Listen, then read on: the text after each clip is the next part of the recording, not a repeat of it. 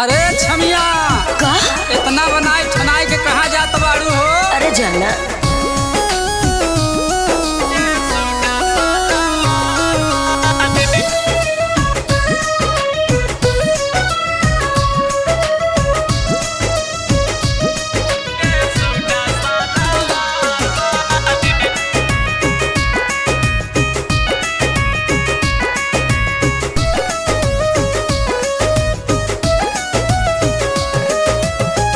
आखिया में काजल दई के, आखिया में काजल दई के, ओठवा में लाली पहने कान वाली, कहवा जात बाड़ू छटकी मटक के ये सूटा सलवार वाली। कहवा जात बाड़ू छटकी मटक के ये सूटा सलवार वाली।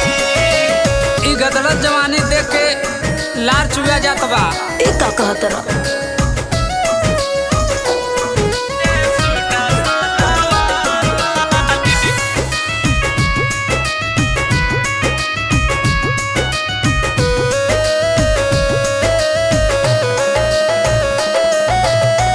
गोरे गोरे गाल तोहार पतरी कमरिया, पतरी कमरिया हो पतरी कमरिया। हिरन सी चाल लागे तिरछी नजरिया। तिरछी नजरिया हो तिरछी नजरिया। गोरे गोरे गाल तोहार पतरी कमरिया, हिरन सी चाल लागे तिरछी नजरिया। बिन बियाहे दुल्ही, बिन बियाहे दुल्ही, के करबन मुसाली पहने कान वाली, कहवा जात बाड़ू छटकी मटक के ये सूटा सलवार वाली। आय कहवा जात बाड़ू छटकी मटक के ये सूटा सलवार वाली। ए हो का हो गोरी, बिजली कहवा गिरी? अरे चुप रहो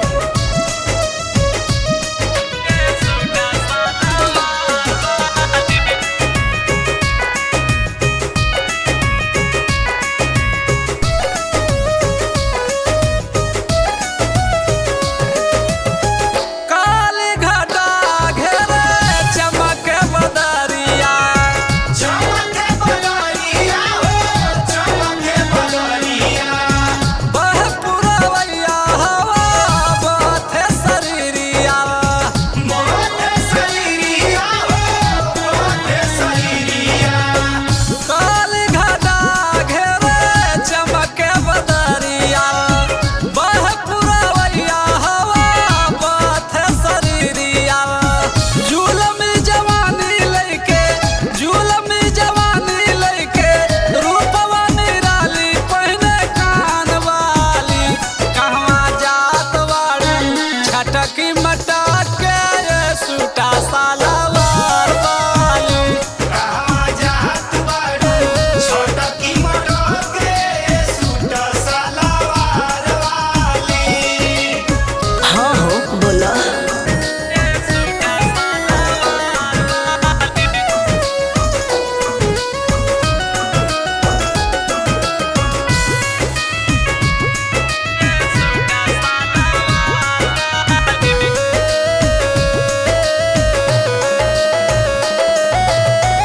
बूढ़वा जवान होले देख के दीवाना, देख के दीवाना हो देख के दीवाना।